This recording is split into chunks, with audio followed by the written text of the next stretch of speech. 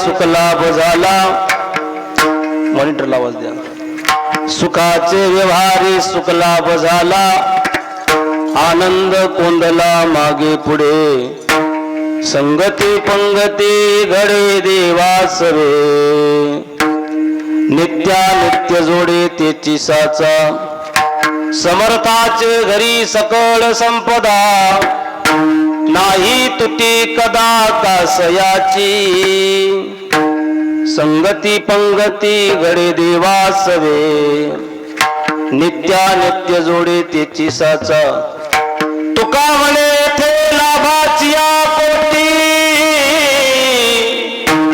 तुका म्हणे थे लाभाची पोटी. बहुवाव पोटी समर्थाचे.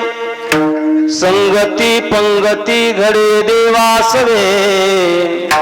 नित्यानित्य जोडे तेची साचा. विठाला टाळी वाजवा.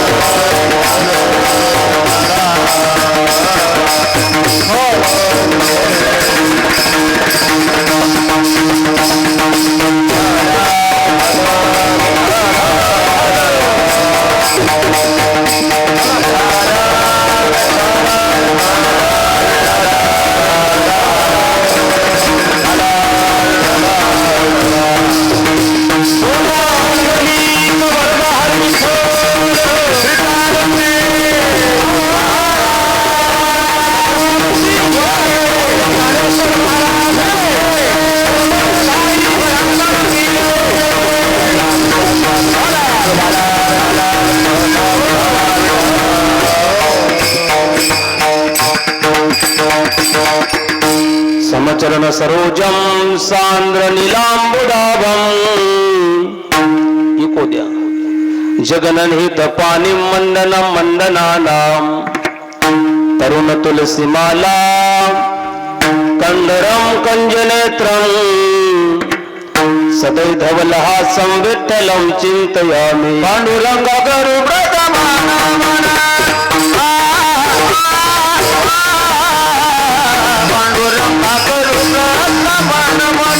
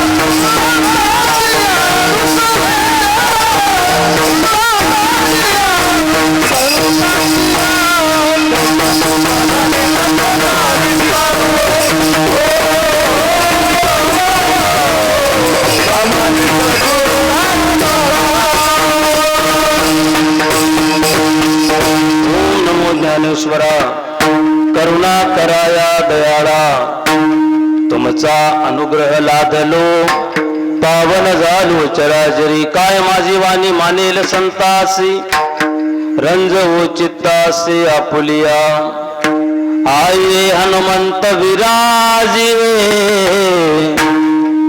कथा कहूमती अनुसार प्रेम सहित गादी धरू पधारिए पवन कुमार राम सिया राम जय जय राम। प्रभु के चरणों में पुनि पुनि करूं प्रणाम कहूं तुझे भूलू नहीं मेरे प्रियतम श्याम। राम सिया राम जय जय राम। सरस्वती माते द्यावी मज बुद्धी येतो का कुलती तुझ लागी लाडके लढिवाळ मागत असे तोज वंदिन रज चरणचे आपल्या बाळाची दर्याता आधी न करी फजिती जनामध्ये ऐकून यास्तव झालेसे प्रसन्न नाम्या तुझा अभिमान मज लागी लाडके लढिवाळ मागत असे तोज वंदिन हे रज चरणचे। राधा मेरी मात है पिता मेरो घनश्याम इन दोनों की चरणों में मेरा कोटि कोटि प्रणाम। जय जय जय श्री राधा रमण जय जय नवल किशोर जय गोपी चित चोर प्रभु जय जय माखन चोर जय गोपी चित चोर प्रभु जय जय माखन चोर। नमो जन्मभूमी जिथे जन्मलो मी नमो कर्मभूमी जिथे वाढलो मी नमो अलंकापुरी भूमी जिथे ज्ञान पावता झालो मी नमो भारत देश भूमी जिच्या येऊ पुढे कामी सुखाचे व्यवहारी सुख लाभ झाला आनंद कोंदला मागे पुढे संगती पंगती घडे देवा सवे नित्या नित्य जोडे तेची साचा। सच्चिदानंद घन विश्व उत्पत्ती आकारण करुणावरून आले तडीत विनंदित पितांबरधारी पंढरीश्वर पांडुरंग परमात्म्याला अधिष्ठान मानून भगवंताच्या कृपेने संत महंताच्या आशीर्वादातून थोर विचारवंताच्या नेतृत्वातून व सर्व सप्ताह कमिटी समिती अध्यक्ष उपाध्यक्ष देणगीदार मंडळी अन्नदाते मंडळी पंक्तीवाले मंडळी समस्त ग्रामस्थ मंडळी वरताळे या गावाच्या अनमोल सहकार्यातून प्रतिवर्षाप्रमाणे याही वर्षी संपन्न होणारा हा अखंड हरिनाम सप्ताह आज या सप्ताहातला 5वा दिवस आहे 4था दिवस आहे। 4थ्या दिवसाची कीर्तन सेवा माझ्या वाट्याला आली तदनिमित्ताने आपल्या समोर जो अभंग ठेवला मंडळी तो जगद्गुरु तुकाराम महाराजांचा असून अभंगाच्या माध्यमातून तुकोबरायानं आपल्या जीवनाचा परमार्थिक अनुभवाचा अनुवाद केलेला आहे। विठाला विठाला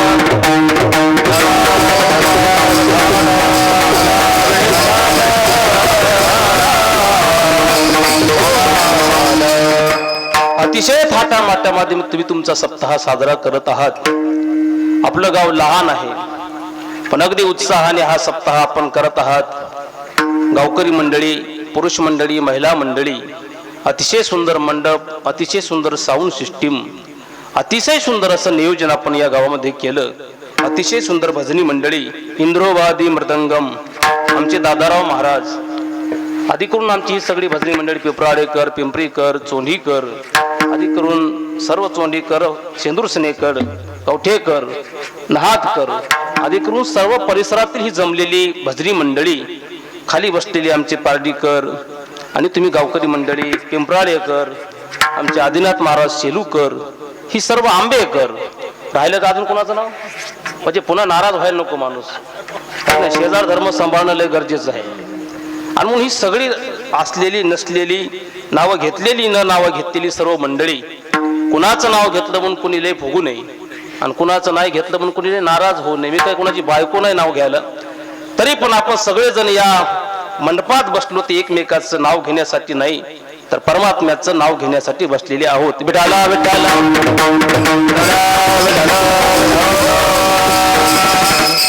अतिशय सुंदर नियोजन केलं। विज्ञान प्रगत कालामध्ये कम्प्युटरच्या जमान्यामध्ये आपला सप्ताह आपल्या गावाला कळावा, नवे नवे आपल्या परिसराला तो माईक सिस्टीमच्या माध्यमातून तो ऐकू जातच आहे, पण आपला सप्ताह संपूर्ण जगाने पाहावा याच्यासाठी सुंदर आमचे कीर्तनवाणी चॅनलवाले या ठिकाणी उपस्थित झाले, त्यांच्यासाठी एकदा जोरदार टाळी वाजवा. लोकशाहीचा चौथा आधारस्तंभ म्हणजे सोशल मीडिया.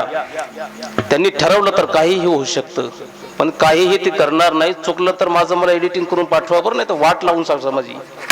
आणि ही सगळी गावकरी मंडळी सप्ताहाचं नियोजन केलं तुम्ही, अगदी देशमुखी गावासारखं केलं. इकडचे माणसं दिसणं तिकडचे माणसं दिसणं, फक्त एकटा हनुमान दिसायला. म्हणजे भारी नियोजन केलं तुम्ही, आहे की नाही. आता ते अवघड असतं. वक्ता तो वक्ता नो हे श्रोते विन. समोर माणसं दिसले की एक वेगळीच मजा असते, रिदम येणारा वेगळा असतो. पण अतिशय सुंदर नियोजन आहे. अतिशय थाटामाटामध्ये तुम्ही यावर्षी सप्ताह करायला आहात, करत आहात. परमात्म्याने तुमचा हा सप्ताह असाच चालत ठेवावा अशी परमात्म्याच्या चरणी प्रार्थना करतो. मला आमच्या सरपंचांनी फोन केला, म्हणे आम्हाला एक तारीख द्या. म्हणलं द्या, हे काय कांद्याचं रोप आहे का तुम्हाला द्यायला, घ्या. आणि मग तारीख आमच्या सरपंचाने घेतली. उत्तमराव असतील, संतोषराव असतील, पंडितराव असतील, आमचे अशोक महाराज असतील, अधिकृत सर्व गावकरी मंडळीच्या वतीने माझ्याकडे ही तारीख आलेली आहे. या गावामध्ये इतक्या जवळचा असून मी भरपूर दिवसांनी योग आला या गावात येण्याचा. कारण गावचा सप्ताह म्हणजे अतिशय थाटामाटा. शेवटी घरच्या वांग्याची भाजी लय गोड लागतच नसती, त्याच्यासाठी जरा बाहेरची वांगी पाहिजे. पण तुम्ही मला संधी दिली. महात्मा गांधीचं वाक्य आहे की संधी कधी माणसाच्या जीवनामध्ये प्राप्त करता येत नसते, पण योगायोगानं ती संधी जर आली तर त्याचं सोनं मात्र माणसाला करता येतं. सोनं काय जमणार नाही, जमलं तर लोखंडाची उपमा आपण आपल्या कीर्तनाला देसाल अशी आपल्याकडून अपेक्षा करतो. विठाला विठाला.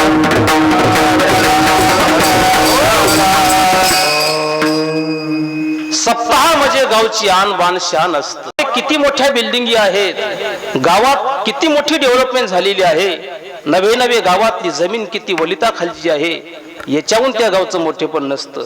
त्या गावामध्ये सरकारी नोकरदार किती आहेत, नवे नवे त्या गावामध्ये प्रतिष्ठित लोक किती आहेत, हे या गावचं मोठेपण नसतं. गावचा सप्ताह किती थाटामाटामध्ये चालतो. जसं की झाड जाणी जे फुले, माणस जाणी जे बोले, तसं गावचा सप्ताह पाहून ओळखता येतं गाव कसं आहे. म्हणून अतिशय चांगला तुम्ही सप्ताह करत आहात. ज्या हनुमंतरायाच्या नगरीमध्ये आपण बसलेले आहोत, या हनुमंतरायाचे एक ब्रीद आहे, बुद्धिमताम वरिष्ठम वाताजमजम वानरायुतमुख्यम. हनुमंतलाल म्हणजे बुद्धीचे वरिष्ठ आदी देव आहेत. हनुमंताला राम प्रभूंनी लंकेमध्ये पाठवलं होतं. कशासाठी पाठवलं होतं बोला की. राम प्रभूंनी सांगितलं जा आणि सीता आहे की नाही ते पाहून या. राम प्रभून आदेश दिला आणि तो आदेश शिरसा बंदे मानला. सेवके सांगितले करावे ते काम. सांगितलं काम आणि हनुमंतलाल निघाले सीता आहे की नाही ते पाहण्यासाठी. पण सीता आहे की नाही हेच पाहाव का त्याच्या घराला आग लाव. पण त्यानं आगाव काम तिथं जाऊन केलं. आगाव काम कोण करू नये महाराज. ज्याला ज्या कामासाठी पाठवलं का तेच काम केलं पाहिजे, हे बुद्धिमान पुरुषाचे लक्षणं असतात. काम संपलं की त्या गावात थांबलं नाही पाहिजे, हे बुद्धिजीवी लोकांची लक्षणं असतात. पण त्यानं सीता तर बघितली, सीता आहे की नाही याचा तर शोध लावला, पण येता येता त्याच्या घराला पण आग लावली. मग तुम्ही मला सांगा वर्ताडेकर रामजी बापू, कुणाच्या घराला आग लावणं हे चांगल्या माणसाचे काम आहेत का?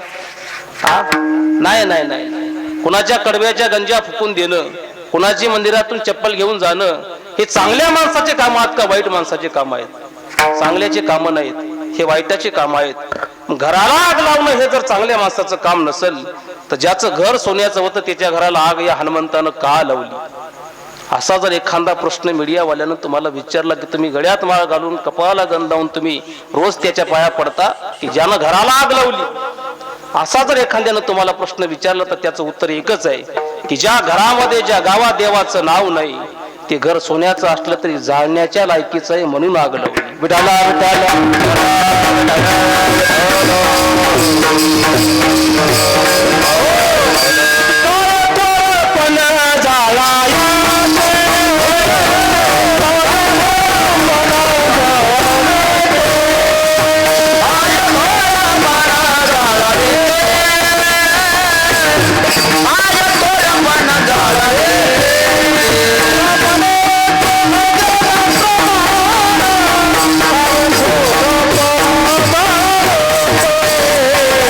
Hare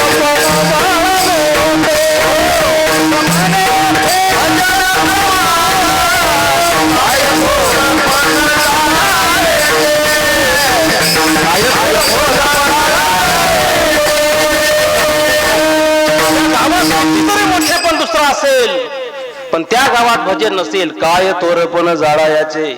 म्हणजे भजन तुमच्या गावामध्ये चालू आहे, भजन टिकून ठेवलं पाहिजे. हे आपल्या गावाचं नाक आहे. अतिशय सुंदर तुम्ही भजन करता. रोज हरिपाठ असतो. गावगावचे हरिपाठ बंद झाले, गावगावचे काकडे बंद झाले, गावगावच्या बारशी बंद झाल्या. आणि म्हणून ही तुम्ही चालवत आहात, चालवत राहणं अतिशय आनंदाची गोष्ट आहे. त्याला फार पुण्य लागत असते. रोज काकडा घेतात, मला माहिती आहे. हरिपाठ मंदिरामध्ये चालतो हनुमंताच्या. ही आपल्या गावची दैदिप्यमान परंपरा आहे. अतिशय गोड कीर्तन करणार आहे मंडळी. कीर्तनामध्ये तुमचा पदर भिजल असं बोलणार नाही. कीर्तनामध्ये तुमचं जेवलेलं जिरल असंही बोलणार नाही. कीर्तनामध्ये मी काहीतरी असं बोलेल की माणसाला वाटेल की काहीतरी जेवलो, आता उद्या जेवायची गरज नाही. कीर्तनामध्ये पदर भिजेपर्यंत रडण्यापेक्षा हृदय भिजलं पाहिजे असं कीर्तन आपण ऐकलं पाहिजे, असं माझं प्रांजळ मत आहे. तुकोबरांनी संसाराचा नव्हे तर परमार्थाचा अनुभव युक्त अनुवाद या अभंगाच्या माध्यमातून केलेला आहे. जरा जाणीवपूर्वक माझं वाक्य ऐका म्हणजे आपल्याला कळेल. माणूस जन्माला आला की माणसाच्या सोबतच दोन गुण जन्माला आले, एक परमार्थ आणि एक संसार. ऐकायले की नाही? जन्माला आल्या त्याच्याकडे दोन गुण आले. माणसं म्हणतात लहान लेकराला कळत नाही, काही कळत नाही, काही कळत नाही. लहान लेकराला, लहान जीवाला काही कळत नाही असं आपण म्हणतो. पण आईचं दूध कसं पिलं पाहिजे हे त्याला कोणी सांगतं का? पण ती त्याच्या मनानं पितं. संसार करणं किंवा संसारामध्ये रममान होणं हा जीवाचा स्वाभाविक गुणधर्म आहे. जसा संसाराचा गुणधर्म आहे, संसार कसा डेव्हलप केला पाहिजे, संसार कसा वाढवला पाहिजे किंवा संसार कसा केला पाहिजे याचे कुठं क्लासेस घेतले जात नाही. तो आपोआप माणूस करतो, आपोआप जीव करतो. का तर संसार करणं हा जीवाचा स्वाभाविक गुणधर्म आहे. माय बापो जसा जीव संसार करतो का तसा परमार्थ देखील करतो. पण काही काहीचा परमार्थ दिसता असतो तर काही काहीचा परमार्थ न दिसता असतो. पण परमार्थ करीत नाही असा एकही माणूस जगात नाही. पदरच बोलत नाही मी. माऊलीची ओवी आहे, हे मनुष्य जात सकळ स्वभावताची भजनशील, झाले असती केवळ माझ्याची ठाई. हे मनुष्य जात सकळ स्वभावताची भजनशील. अर्जुना, जन्माला आलेला प्रत्येक माणूस भजन करण्यासाठीच आहे. फक्त 1.5 पुस्तक इंग्रजीचं शिकला, पुरोगामी विचाराचा बुरखा डोक्यावरती घेतला आणि तो मुखानं फक्त नास्तिकवाद स्वीकारतो, एवढंच फक्त त्याचं सत्य आहे. विठाला विठाला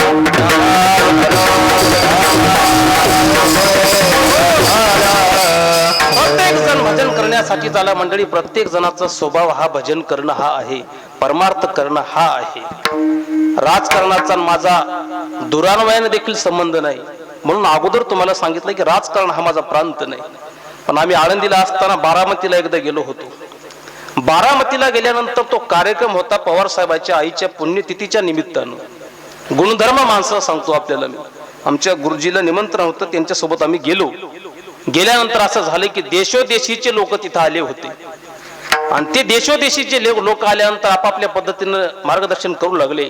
1 लाख लोक बसले होते मंडपात. 1 लाख लोकांमध्ये विश्वास नागरे पाटील असतील, सिंधुताई सपकाळ असतील, अधिकरून असे दिग्गज लेवलचे लोक आले होते तिथं.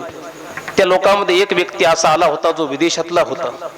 विदेशातला असताना देखील त्या व्यक्तीला संयोजक मंडळींनी विषय दिला होता की तुम्ही या विषयावर बोला की जगात देव आहे की नाही. मी माणसाचा गुणधर्म कसा परमार्थिक आहे ते सांगायलो, जगात देव आहे की नाही ते सांगा. पण तो वक्ता पण असा होता महाराज, त्यानं पाठपाठांतर केलं नव्हतं, त्यानं सगळा अभ्यास हृदयस्थ केला होता. तो वक्ता जसं सहस्त्रेषु 10 गुणांना जो वक्ता युक्त असतो का, असे 10ला 10 गुण त्याच्या अंगी होते. आणि त्यानं माईक हातामध्ये घेतलं, 90 मिनिटाचं भाषण केलं. किती मिनिटाचं? 90 मिनिटाचं. आणि 90 मिनिटाच्या भाषणामध्ये त्यानं 1 लाख लोकांच्या डोळ्यामध्ये अंजन घातलं. आणि त्यानं 90 मिनिटाच्या भाषणामध्ये सिद्ध करून दिले की जगात देव नाही, त्याचं भजन करू नये. 90 मिनिटाच्या भाषणामध्ये सगळा समाज त्यानं आस्तिक असणारा नास्तिक केला. लोकांच्या मनामध्ये संभ्रम निर्माण झाला की आपण केलेल्या वाऱ्या वाऱ्यावर गेल्या, उग्याच वाऱ्या केल्या, उगेच गंध लावतो, उगेच आपण माळ घालतो. पण खानदानी हाडाचा एक वाळकरी त्या 1 लाख लोकांमध्ये बसलेला होता. सगळे लोक निघून गेले. पण जेव्हा खानदानी हाडाचा एक आजोबा त्या वक्त्यापाशी गेला आणि मराठीतून बोलू लागला, साहेब फार तुम्ही सुंदर भाषण केलं, आज आमच्या डोळ्यामध्ये अंजन घातलं, आज आमची खरोखर कानं उघडली. की आम्ही इतके दिवस केलेला परमार्थ फुकट गेला. मग तुम्ही सांगा मला, इतकं सुंदर भाषण तुम्ही नेमकं केलं तरी कसं? तेव्हा त्यानं वर आकाशाकडे हात केले आणि तो म्हटला, ही सगळी त्या देवाची कृपा. झोपले का? तो काय म्हटला? ही सगळी त्या देवाची कृपा. 90 मिनिट ज्या विषयावरती लेक्चर दिलं, 1 लाख लोकांच्या डोळ्यामध्ये धूळ घालण्याचं काम केलं, पण शेवटी धूळ ज्याच्या कृपेने घातली तो परमात्मा होता. जगात एकही माणूस नास्तिक नाही मायबाप. प्रत्येक जण आला तो फक्त भजन करण्यासाठीच आला. हे मनुष्य जात सकळ स्वभावताची भजनशील. फक्त फरक एवढाच आहे की आपण माळ घालून, कंबर बांधून, धोतर नेसून रोडवर फिरून भजन करतो, पण प्रत्येक जणाचा परमार्थ थोडाफार का होईना तो परमार्थ आहे. परमार्थ आणि प्रपंच हा त्याचा गुणधर्म असेल तर मग प्रांत 2 असतील तर अनुभव सुद्धा 2 प्रकारचा असला पाहिजे. त्याला संसाराचा पण अनुभव असला पाहिजे आणि परमार्थाचा देखील असला पाहिजे. मग तुम्ही मला सांगा महाराज, कोणता अनुभव जगात सांगितला पाहिजे? नेमका संसाराचा अनुभव जगात सांगितला पाहिजे का परमार्थाचा? बोला की, झोपले का? परमार्थाचा सांगितला पाहिजे महाराज. माय बाप हो, परमार्थातलं सांगण्यामध्ये सुख आहे आणि संसारातलं झाकून ठेवण्यामध्ये सुख आहे. कळलं का माझं बोलणं? संसारातलं झाकून ठेवाल तर सुखी व्हाल आणि परमार्थातलं लोकांना सांगाल तर सुखी व्हाल. संसारातलं सांगत बसाल तर दुःखी व्हाल. त्याचं कारण सांगतो तुम्हाला मी. आपलं उलट आहे. आपण संसारातलं जगात मांडत बसतो आणि परमार्थातलं झाकून ठेवतो, म्हणून आपण दुःखी आहे. विठाला विठाला.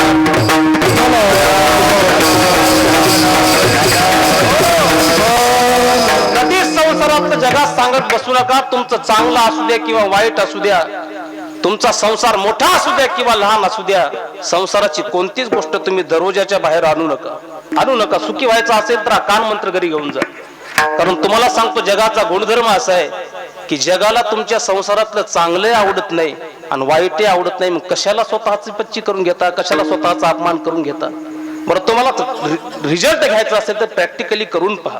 प्रॅक्टिकली बरं का. संसारातलं फक्त सांगून पहा. एखाद्या घरचं नवीन लग्न हो, सूनबाई यो, 5-6 महिने जाओ आणि 5-6 महिने गेल्यानंतर त्या सासून मंदिरावर येऊ म्हणा, माय बाई काय माझी सून आहे, खरंच सून, मला सून भेटली, इतकी सून चांगली आहे, इतकी सून चांगली आहे की माझ्या सुनेसारखी सून गावात सुद्धा नाही. सुनाचा मोठेपणा तुम्ही मंदिरावर येऊन सांगा, तुम्ही निघून पण जाणार नाही. बाया म्हणतील, मला काय माहित नाही का, कालच तुला किती भांडली. सांगाली सुनाचा मोठेपणा. बरं, असं म्हणा, काय बाई लोकांच्या सुना आणि काय बाई माझ्या सुना, काय लोकांच्या सुना चांगल्या पण माझी सून अजिबात चांगली नाही, असं म्हणून पहा. लोक म्हणतात तुझी सून चांगली आहे, तूच गुणाची नाहीये. हो, असं सांगून पहा. पुरुष मंडळी, असतील पोरं जगामध्ये, पण माझ्या पोरासारखी डिग्री या गावात नाही, या परिसरात कोण्या पोराकडे नाही. माझ्या पोरासारखा पोरगा, माझ्या पोरासारखा साहेब या परिसरात एकही नाही. असं फक्त गावात तंबाखूला चुना लावत सांगा पानपट्टीवर. असं सांगा फक्त, आपलं पोरग नायब तहसीलदार, देवा SP, आपलं पोरग RTO, आपलं पोरग आमक. लोक म्हणतात कशाला पोराचा मोठेपणा सांगायला, काल तुला बुटानं हाणली की. म्हणजे पोराचा मोठेपणा सांगितला तरी लोक तुमचा मोठेपणा स्वीकारत नाहीत. असं म्हणून पहा, काय पोराचे लोकांची लेकरं, पण काय आमचं लेकरू काही कामाचं नाही, तरी पण लोक तुमचा अवगुण सुद्धा संसाराचा स्वीकारत नाहीत. म्हणून संसारातलं कशाला सांगत बसता? विठाला विठाला. काय बाप हो, संसाराचा थोडा थोडा अनुभव प्रत्येकाला सारखाच आहे.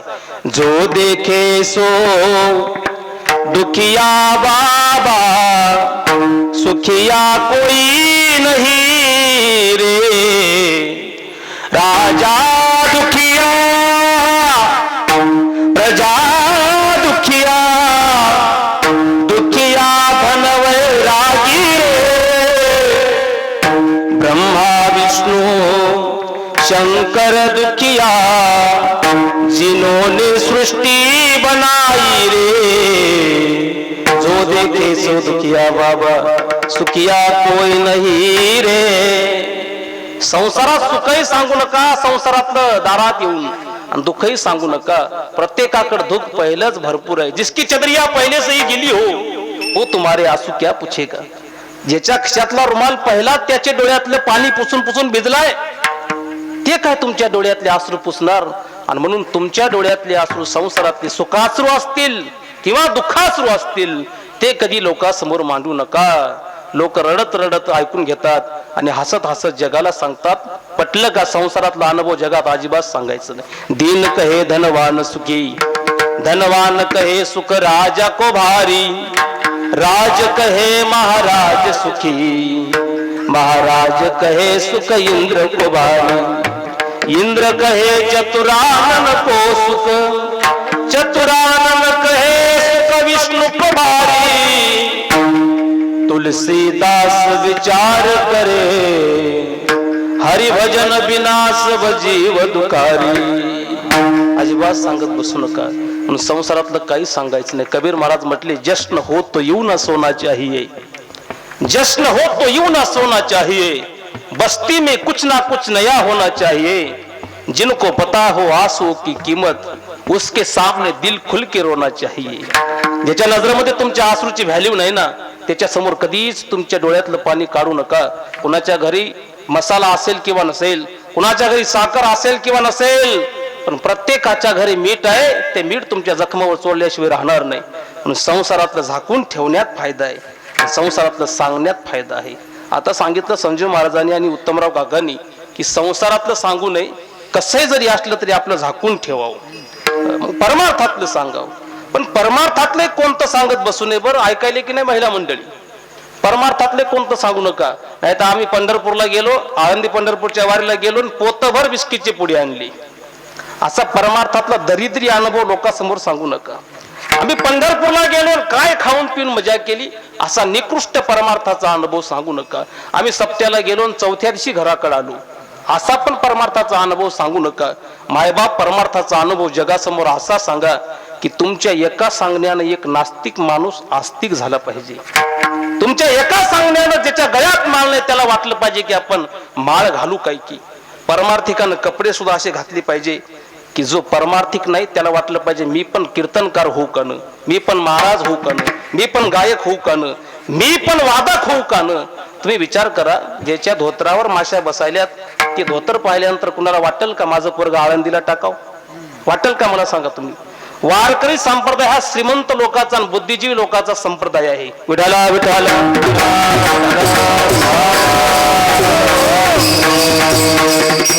तुकोबराच्या घरी श्रीमंती होती, तरी पण तुकोबऱ्याने त्या श्रीमंतीचं वर्णन गाथ्यामध्ये केलेलं दाखवा, अजिबात नाही.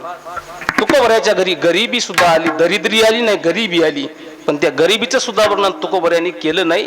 कदाचित केलं असेल, पण कधी श्रीमंतीचं वर्णन केलं नाही. आपण श्रीमंती आली की जगाला सांगतो आणि गरिबी आली की झाकून ठेवतो. मला म्हणायचं काय, कोणतीच अवस्था जगासमोर मांडू नका. सुखी व्हायचं असेल पण परमार्थातलं सांगितल्याशिवाय राहू नका. परमार्थातलं कोणतंही सांगू नका. तुमचा परमार्थातला अनुभव एका माणसाला सक्सेसफुल करणारा असेल असा तो अनुभव सांगा. तुकोबऱ्याच्या परमार्थाचं थोडं ऑब्झर्वेशन केलं आणि आपल्या परमार्थाचं निरीक्षण केलं, संसाराचं परमार्थाचं जर निरीक्षण केलं तर तुकोबऱ्याचा संसार बघितला आणि आपला संसार बघितला तर फार भिन्न भिन्न आहे. तुकोबऱ्याचा परमार्थ बघितला आणि आपला परमार्थ बघितला तर फार जमीन आसमानचा फरक आहे. आपल्या घराचा जर विचार केला तर आपले घर आता आरसीसी झालेत. आता कुणाचंच घर पहिल्यासारखं राहिलं नाही, प्रत्येकाचे घर चांगले आहेत.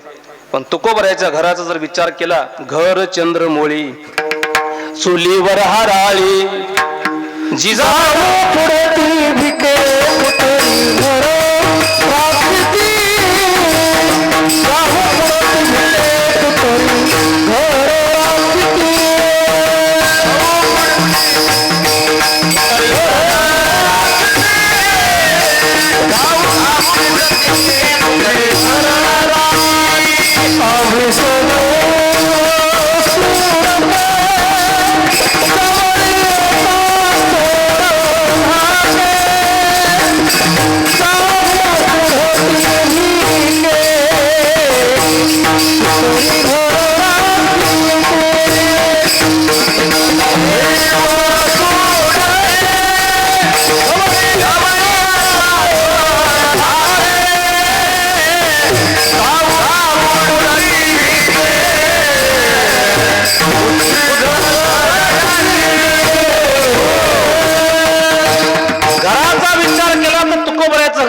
घर चंद्रमोळी चुलीवर हराळी. आपलं घर आरशीची आहे. जिजाबाईला चंद्र पाहायचा म्हटलं तर जिजाबाईला गेट उघडून बाहेर यायची गरज पडायची नाही. बाईला मंडळी घरातून चंद्र दिसायचा. असं घर आहे. आपले घर बघितले तर आपल्याला सूर्य दिसत नाही, चंद्र दिसत नाही, लोकांना कळत नाही घरात माणसं आहात की नाही ते. असं आपलं घर आहे. तुकोबरायच्या श्रीमंतीचा विचार केला आणि आपल्या श्रीमंतीचा विचार केला तर आपली बँकेमध्ये एफडी जमा आहे. पण तुकोबरायची श्रीमंती आता आमच्या आबांनी प्रमाण दिलं. आम्ही सदैव सुडके जवळ येता चोर धाके जावं पुढते दुखे. आमचं घर राखण्याचं काम कुत्रे करतात, चोर पण आमच्या घरी यायला घाबरतात. असं त्यांचं घर, अशी त्यांची श्रीमंती आहे. त्यांच्या प्रतिष्ठेचा विचार केला तर आपल्याला तालुक्यात मान आहे. आणि तुकोबरायच्या प्रतिष्ठेचा विचार केला कोपला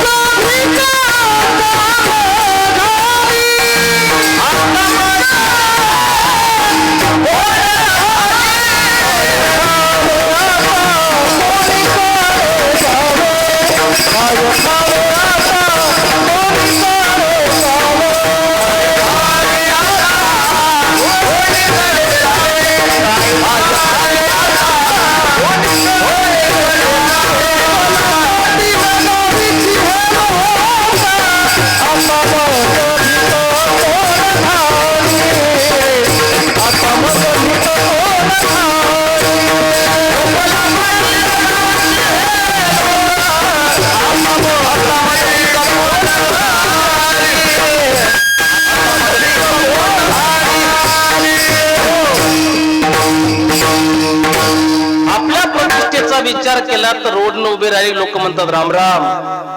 बँकेत गेलं तर बँक मॅनेजर खुर्ची देतो का? तर यांची जमा असल्यामुळे बँक यांच्या नावानं चालते.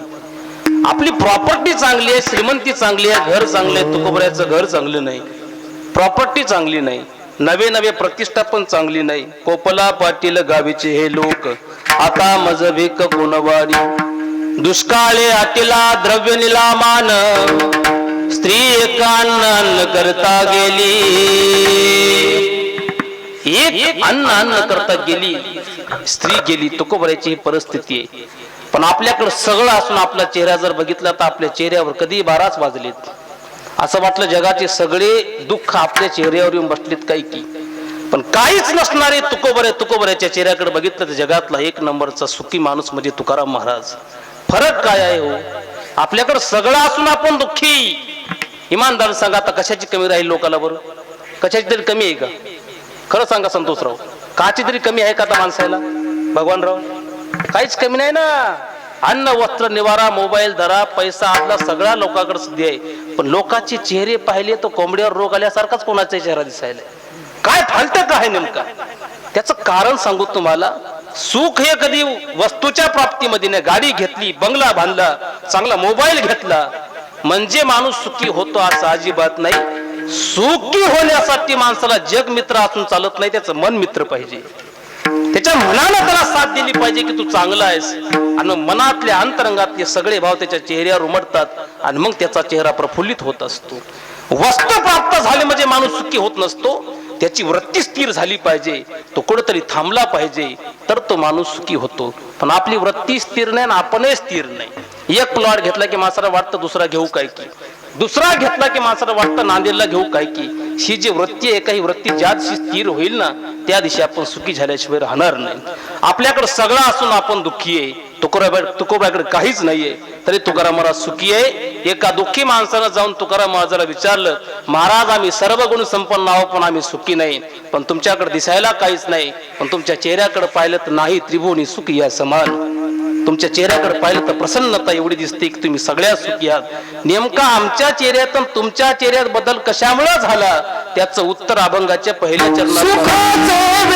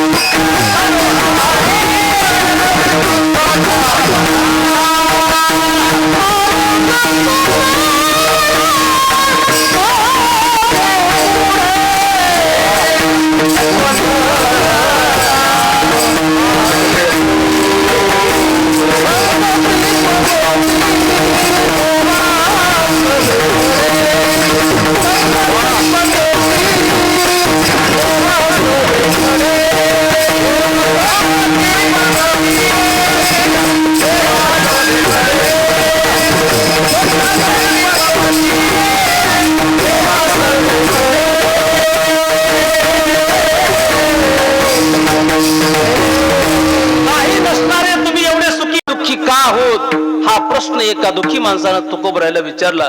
तुकाराम महाराज म्हटले, माझ्या जीवनात सुख येण्याचं कारण जर काय असेल तर सुखाचे व्यवहारी सुख लाभ झाला. सुख तुम्हाला पाहिजे, आम्हाला पाहिजे, नवे नवे तुकोबरायला देखील पाहिजे. पण तुकाराम महाराजाला भेटला, आपल्याला काय भेटत नाही? त्याचं कारण आपला व्यवहार चुकलाय. मंडळी, पळून पळून जर गाव सापडत नसेल तर समजून जावं रस्ता चुकलाय.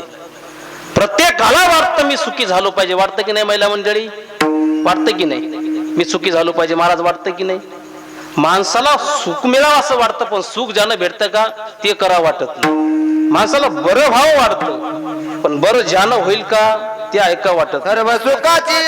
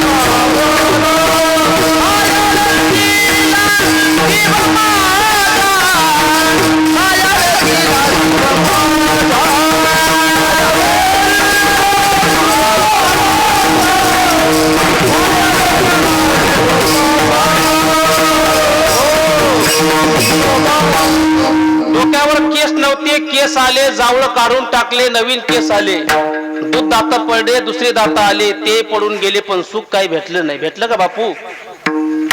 सुखाच्या अपेक्षेने आपण एवढा प्रपंच थाटला, पण सुख का भेटले नाही सांगू तुम्हाला.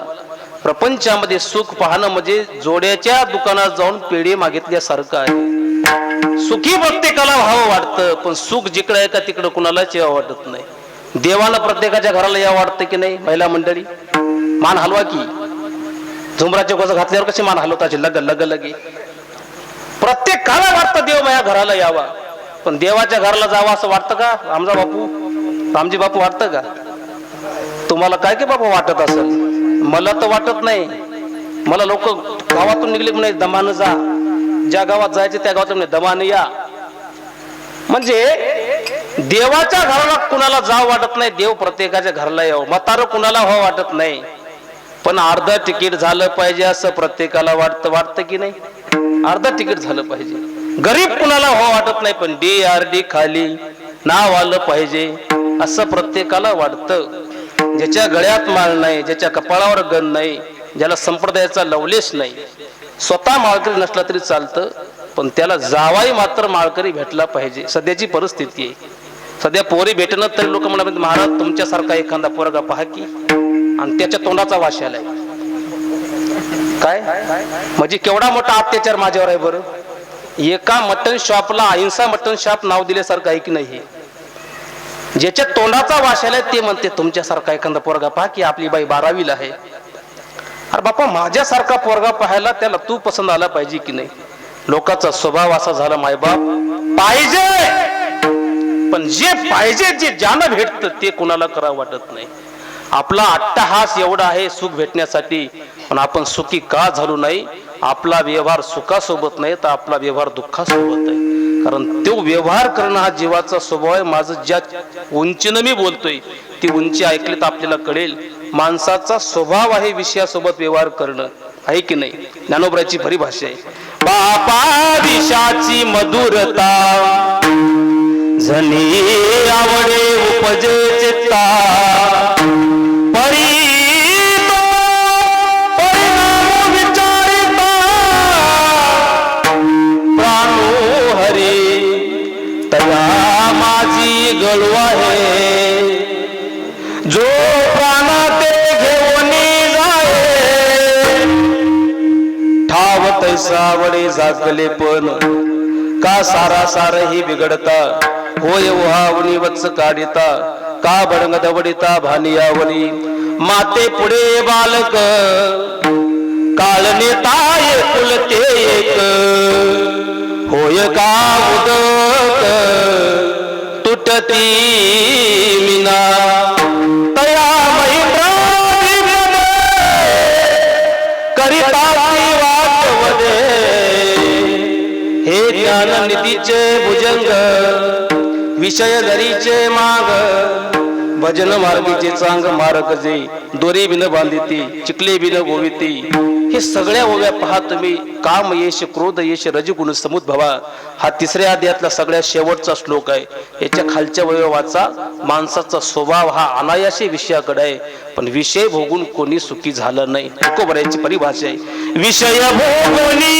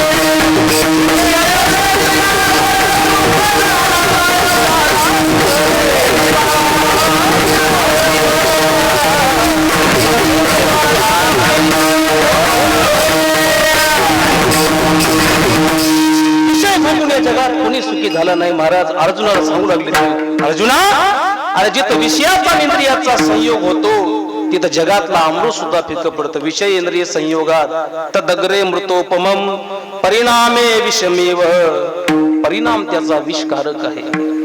अगा विषाचे कांदे वाटोनी तो रस घेई जे पिळोनी तया नामामृत ठेवोनी काबर होई जे. विषाचे कांदे वाटले त्याचा रस काढा एका बॉटल मध्ये भरला आणि त्याला अमृताचं लेबल दिलं. माऊली म्हटली पिणारा काय अमर होईल का?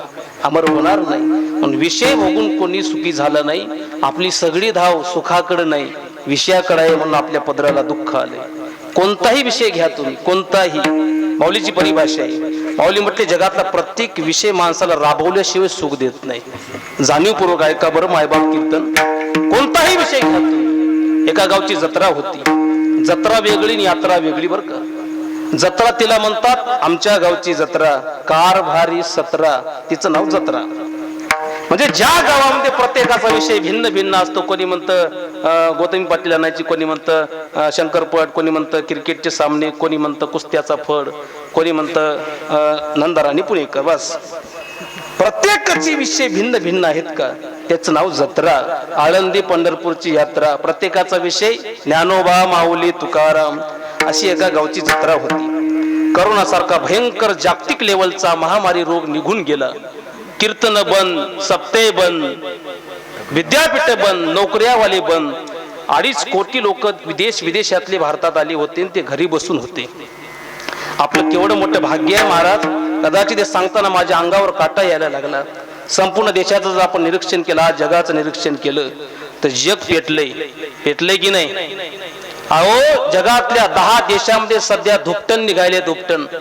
पण आपल्या भारताचं खरोखर कौतुक करण्यासारखं आहे की जगातल्या 10 देशांमध्ये आग लागली आणि जगातल्या 10 देशांमध्ये आग लागून सुद्धा आपल्या भारतामध्ये होळी सारखा धुलीवंदना सारखा सण अतिशय थाटात होतो. हे भारताचं केवढं मोठं वैभव आहे. केवढं मोठं वैभव आहे सांगा ना मला तुम्ही. नाही तर जगाचा जर विचार केला ना सध्या जगामध्ये लोकांना पळायची भीती आहे. तर कोणीकडे नेमकं पळू.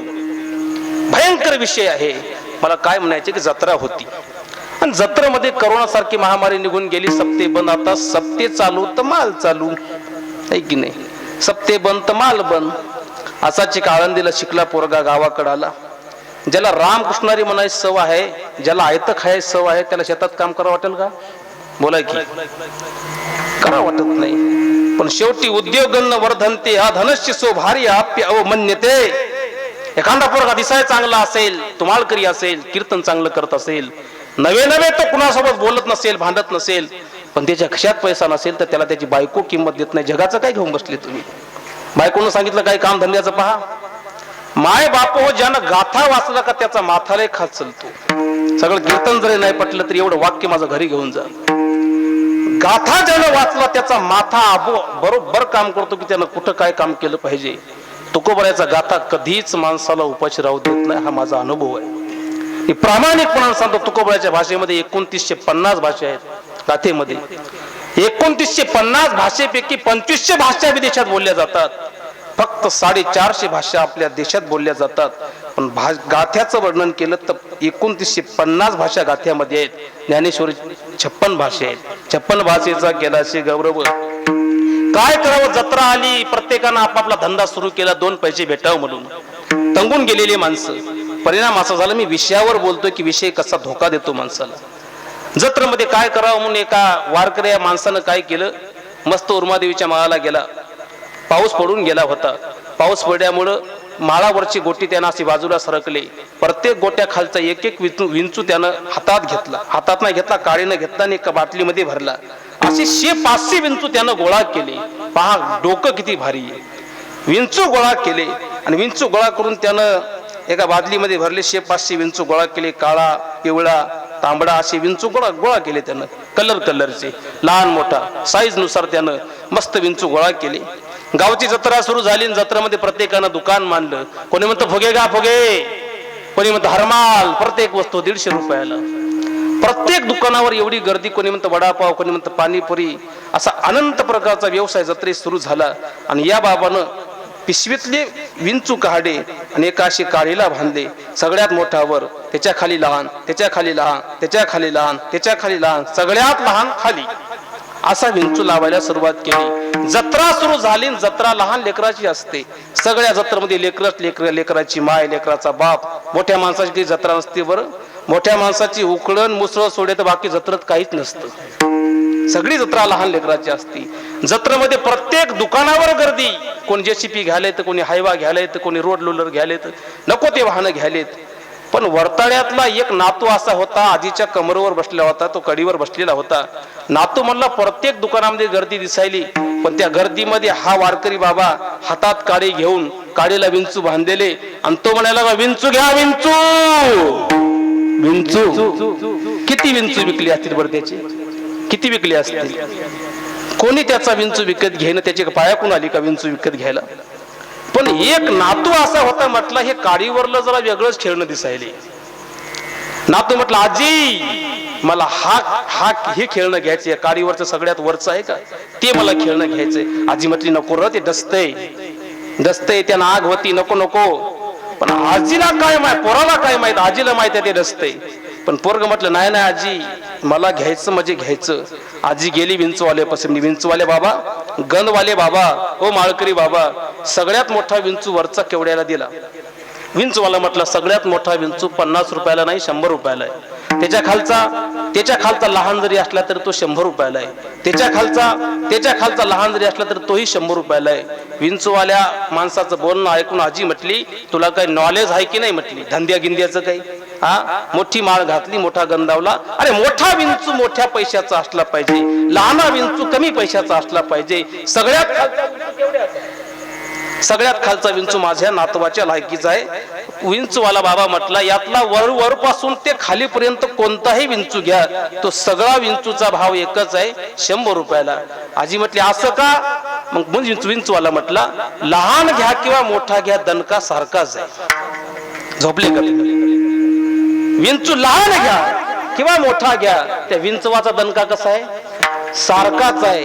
तसा विषय कोणताही असू द्या, त्याचा दणका सारखाच आहे. एखाद्याचा दणका जरा दिसता आहे आणि एखाद्याचा दणका न दिसता आहे. कळलं तर बघा. विठाला विठाला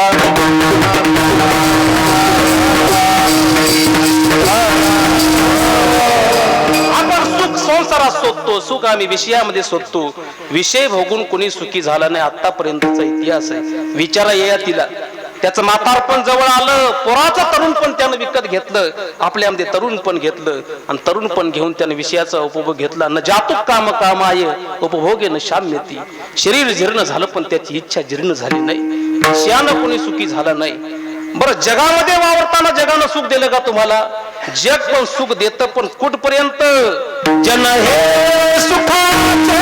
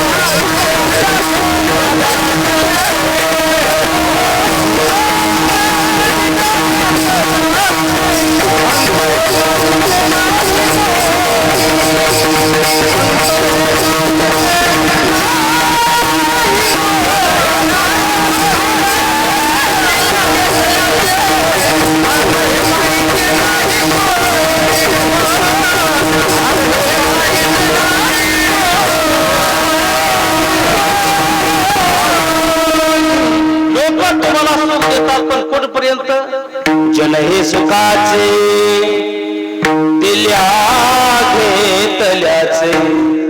लोक म्हणतात चोंडीचा महाराज लय चांगला आहे, 1000 रुपयावर कीर्तनाला आला तर चांगला आहे, कमी पैशात आला तर नाही. नाही, त्याच्यासारखा पोरगाच नाही आपल्या परिसरात.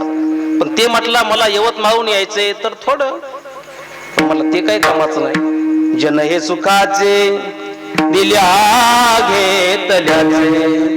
म्हणून माझी सगळी वयोवृद्ध मंडळीला विनंती आहे, मरेपर्यंत तुम्हाला सुख पाहिजे असेल, संसारानं कधी सुख दिलं नाही, लेकराबाळानं कधी सुख दिलं नाही, पण तरीही तुम्हाला सुखाची अपेक्षा असेल तर मरेपर्यंत एक तरी गुंठा तुमच्या नावावर ठेवा.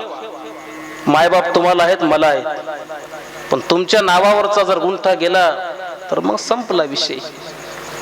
शेंगातला शेंगदाणा जोपर्यंत आहे तोपर्यंत शेंगाचा मुक्काम स्टीलच्या डब्यात असतो, पण एकदा शेंगदाणा जर फोल्डा, शेंगातला शेंगदाणा बाहेर काढा ना माऊली, तर टपराचा मुक्काम कुठं असतो? झोपले का? टपराचा मुक्काम स्टीलच्या डब्यात नसतो, टपराचा मुक्काम पोत्यात नाही तर उकंड्यावर असतो. कळलं तर बघा, शेंगदाणा निघाला की टपर उकंड्यावरच आहे. झोपले का? जन हे सुखाचे दिल्या घेतल्याचे. जग तुम्हाला सुख देतं, तुम्ही मूळ दिलं, मी तुमच्या लग्नाला आलो तर लोक म्हणतात नाही नाही नाही नाही, आमची त्यांची लय जवळचे संबंध आहेत. तुम्ही माझ्या घराकडे आले, माझ्या लग्नाला आले, नाही नाही, तुमचे ना आमचे संबंध चांगले आहेत. लोकांचं काय घेऊन बसले? लोकांनी त्याच्या सोयीनुसार तुम्हाला सुख दिलेलं आहे, पण माणूस जगापासून सुखी होऊ शकत नाही, माणूस विषयापासून सुखी होऊ शकत नाही, माणूस वस्तूपासून सुखी होऊ शकत नाही. माणसाला वाटतं मोटरसायकलवर प्रवास करून करून लय कंबर दुखायली, या संसार नगरी माझी बरलाल बाई.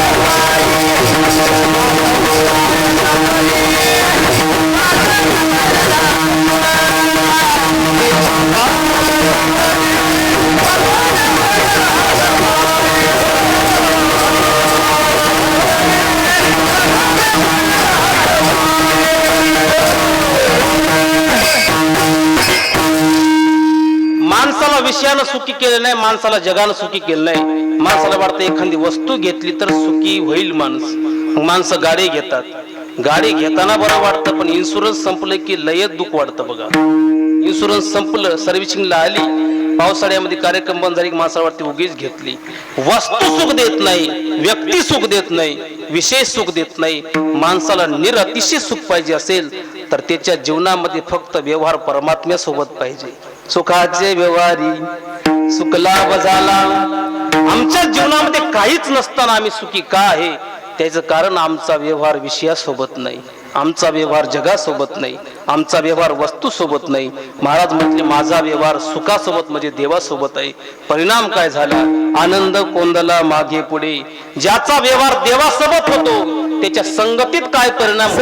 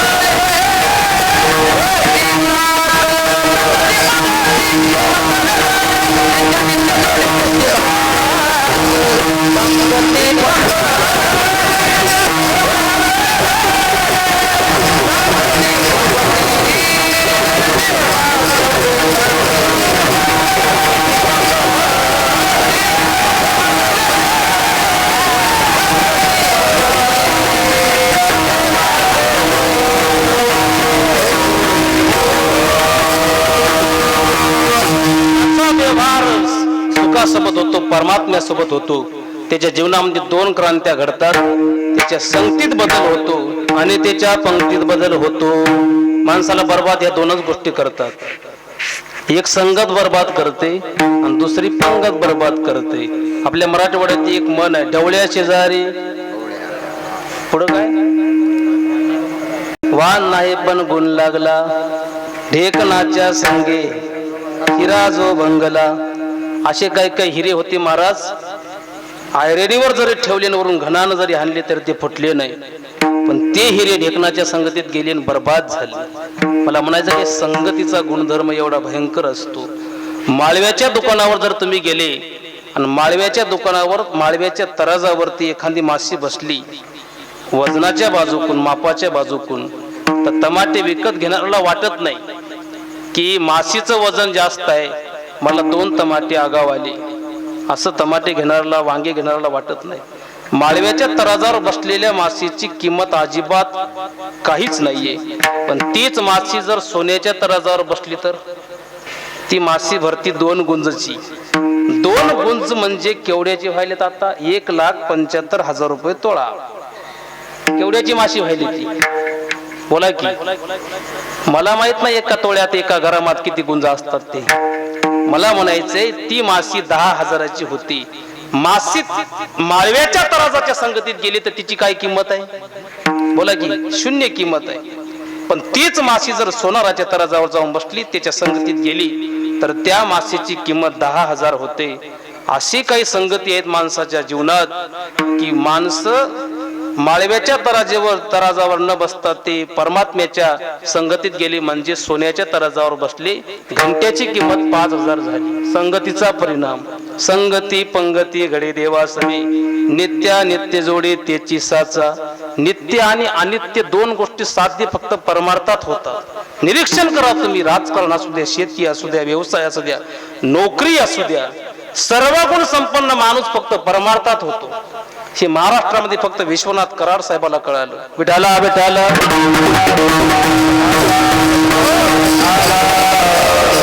सगळं जग फिरून आल्यानंतर जेव्हा माणसं परमार्थात येतं का तेचे लक्ष नाही. ते बुद्धिजीवी लोकांचं लक्ष नाही. राजकारण केलं, समाजकारण केलं, शेती केली, नको ते कामं केले, पण नको ते कामामध्ये नको तेच पदरात पडलं. पण परमार्थ एक असा विषय मंडळी, भौतिकतेनं पण माणूस संपन्न होतो आणि अलौकिक दृष्टीने पण संपन्न होतो. काय आहे सांगा मला तुम्ही परमार्थिकाकडे सध्याच्या काळात? माझ्याकडे काय 2-4 अभंग, 2-4 ओव्या, 5-10 श्लोक आणि एक धोतर आणि एक शर्ट ते लोकांना दिलेलं. परिणाम बघा तुम्ही काय. या भजने मंडळीकडे काय, मी माफी मागून बोलतो, 1 ट्राउझर, 1 शर्ट, 5-10 चाली, 5-10 अभंग.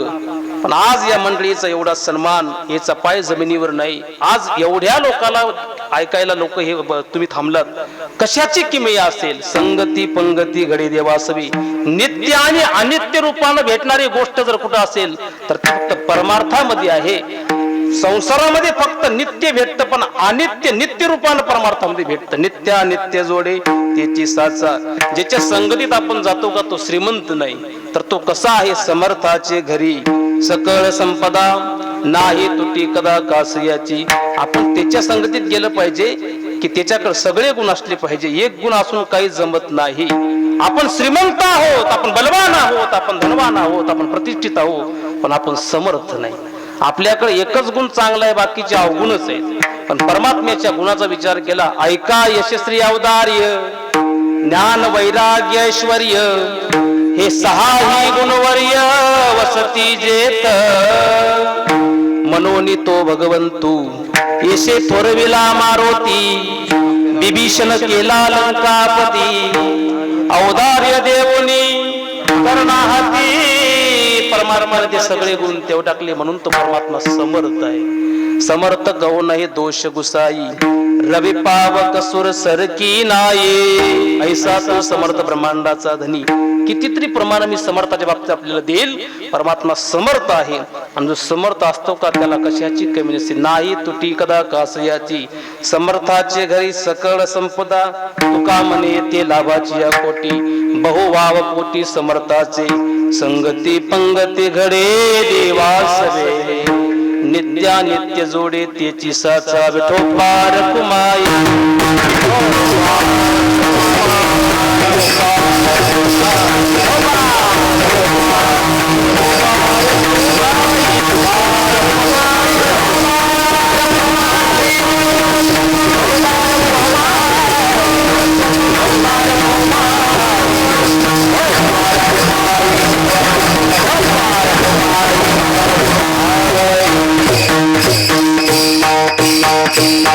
सुखाचे व्यवहारी सुखलाभ झाला, आनंद कोंदला मागे पुढे.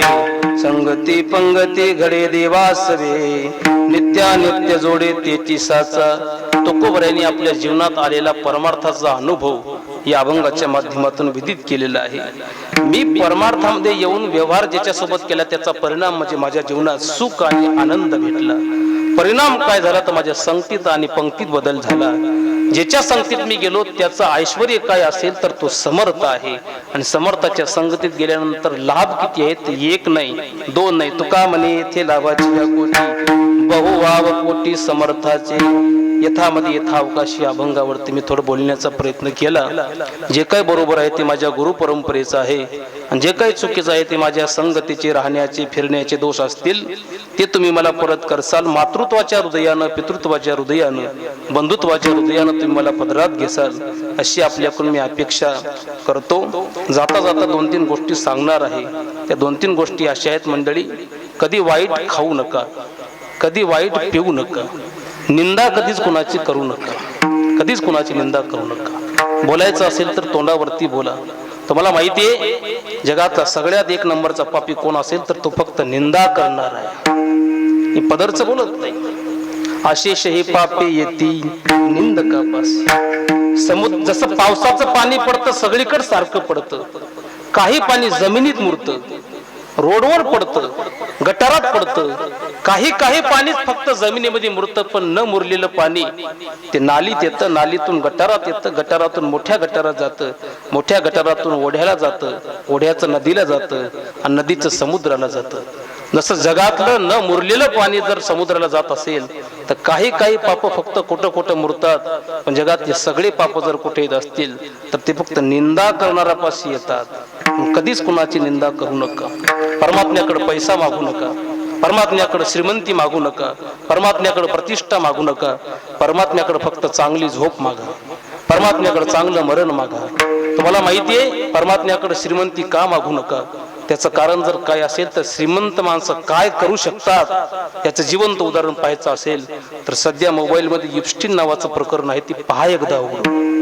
अंगावर काटा आल्याशिवाय राहणार नाही तुमच्या की श्रीमंत लोक कोण्या थराला जातात. लोक म्हणतात अमेरिकेत सप्ताह होत नाही, लोक म्हणतात अमेरिकेत कुंभमेळा होत नाही, अमेरिकेमध्ये आळंदी पंढरीची वारी होत नाही, पण आळंदीमध्ये वृक्षवल्ली आम्हा सोयरे हे कधी अभंग म्हटला जात नाही.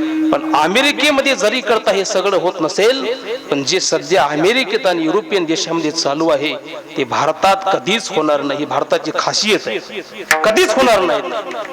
माझी वयोवृद्ध मंडळीला हे माझं बोलणं कळणार नाही, पण असे वेल एज्युकेटेड पोरं इथं बसलेले आहेत, त्यांना माझी विनंती एकदा बघा. तुम्ही म्हणता की पंढरपूरची वारी 20-20 लाख लोक कामधंदे सोडून पंढरपूरला जातात. 2-2 कोटी लोक गेली वर्षी प्रयागराजला आले होते. कामधंदे सोडून एवढे लोक एखादा का गोळे होतात? आज भारत देश, महाराष्ट्र शांत असेल तर त्याचं एकच कारण आहे की या महाराष्ट्राला आणि भारताला फक्त संतांचा विचार आणि आजार लाभलेला आहे, पुन्हा हा देश आज शांत आहे. देशाच्या आजूबाजू सगळे देश पाहत तुम्ही पेटलेत, सध्या इतके पेटलेत. चांगल्या भविष्यकाराचं मत असं आहे की देशामध्ये 7 अरब लोक राहतात, पण 7 अरब लोकांपैकी फक्त 31 कोटी लोकसंख्या भारत देशाची राहणार आहे. 148 कोटी लोकसंख्या पार झाली भारताची पॉप्युलेशन. जर आज बघितली आपण लाईव्ह पॉप्युलेशन असते, गुगलला सर्च करा इंडिया पॉप्युलेशन, ती पॉप्युलेशन लाईव्ह दाखवते. घडीचा काटा तरी कमी फिरतो एवढी लोकसंख्या वाढायला लागली भारताची. पण ही लोकसंख्या आता कमी होण्याचे चित्र आम्हाला पाहायला दिसतात. 3रं महायुद्ध सुरू झालंय, हे चित्र आम्हाला पाहायला भेटतील. टीव्ही वरती, मोबाईल वरती सध्या ते प्रकरण चालू आहे. परमात्म्याकडे कधी श्रीमंती मागू नका. श्रीमंत माणसं काय करतात तर ते इप्स्टीनच्या आयलंडचा तुम्ही इतिहास वाचा, नेमकं काय करतात लोक. परमात्म्याकडे चांगली झोप मागा, चांगलं मरण मागा, आणि चांगलं मरण येण्यासाठी, चांगली झोप येण्यासाठी कधी कुणाची निंदा करू नका, कधी कुणाचा तिरस्कार करू नका. लोकांना तुमचा केला तर करू द्या, लोक हातात तर नेतील पण कपाळातलं कधीच नेत नसतात. नसेल तुमच्या लोकांच्या मनामध्ये तुमच्याबद्दल विचार, पण लोकांच्या बद्दल तुम्ही कधी वाईट विचार करू नका. हो, जसं जेवणामध्ये आमच्या मीठ असावं, पण मिठाचं जेवण कधीच नसावं. मिठाचं जेवण असावं का? जीवनामध्ये स्वार्थ असावा, पण कधी स्वार्थाचं जीवन नसावं. त्याच्यात थोडा तरी परमार्थ असावा, आणि तो परमार्थ असेल तर निश्चित देव आम्हाला मरण चांगलं दिल्याशिवाय राहणार नाही. तरुण पोराला माझी विनंती आहे, तुम्ही तरुण आहात तर एखादा गावात माळकरी असेल तर त्याची कधी निंदा करू नका. एखादा कीर्तनकार असेल तर त्याला म्हणू नका आज कोणतं गाव लुटायला चालला. आज देशाची संस्कृती टिकून जर असेल तर ती फक्त कीर्तनकारामुळे, माळकऱ्यामुळे टिकून आहे. किती लोक वाढले तुमच्या गावात सांगा मला तुम्ही. टोपीवाली या गावामध्ये टोपी घालणाऱ्याची संख्या किती वाढली या 10 वर्षात? वाढली का? टोपी घालणारी संख्या, धोतर नेसणारे माणसं किती वाढली सध्याच्या काळात? दुकानात जर विचारलं धोतर आहे का, ते धोतर कोणी नेशीच नाही. विचारून पहा दुकानात जाऊन तुम्ही. आज धोतरवाले लोक वाढणं आहेत ते जुने आहेत. आज संस्कृती टिकून ठेवली असेल तर फक्त धोतीवाल्यानं, टोपीवाल्यानं, माळकरी लोकांना संस्कृती टिकून ठेवली, नाही तर शिकलेले लोक देवासमोर रामराम पण घालत नाहीत. हा संस्कृती टिकवण्याचं काम फक्त आडारी लोकांमुळे, सांप्रदायिक लोकांमुळे टिकून ठेवलेली आहे. एक प्रयत्न आपल्याला असा करायचा आहे की सप्ताहासाठी आपण प्रयत्न करतो, सप्ताहासाठी देणगी देतो, सप्ताहासाठी मिटिंग घेतो. तशी एक मिटिंग आपल्या गावात झाली पाहिजे. आणि ती मिटिंग कोण्या संदर्भात झाली पाहिजे? आपल्या गावातली जिल्हा परिषद शाळा टिकली पाहिजे. ज्या दिवशी या गावातली मराठी जिल्हा परिषद शाळा संपली का मंडळी, त्या दिवशी या देशामध्ये हुकुमशाही आल्याशिवाय राहणार नाही. गरिबाचं शिक्षण संपलं. ज्या दिवशी एसटी लालपरी बंद होईल त्या दिवशी गरिबाचा प्रवास संपला. आणि ज्या दिवशी गावातली प्राथमिक जिल्हा परिषद शाळा संपली त्या दिवशी या महाराष्ट्रातली संस्कृती संपली. या दोन गोष्टीसाठी आपल्याला प्रयत्न करायचा आहे. तिसरी गोष्ट अशी आहे, प्रत्येक जण आपापला वाढदिवस साजरा करतो की नाही? करतो. आता काल परवा एका माणसाचा मला फोन आला, ते माजी आमदार होते हिमायतनगरचे. ते म्हटले, महाराज तुम्ही अमक्या अमक्या हॉटेलवर तमक्या दिवशी तुम्ही या टायमाला या म्हटले, तुमचं भागवत सुटलं की. म्हणलं काय कार्यक्रम आहे साहेब, नेमका कशासाठी फोन केला? ते म्हटले माझा वाढदिवस आहे.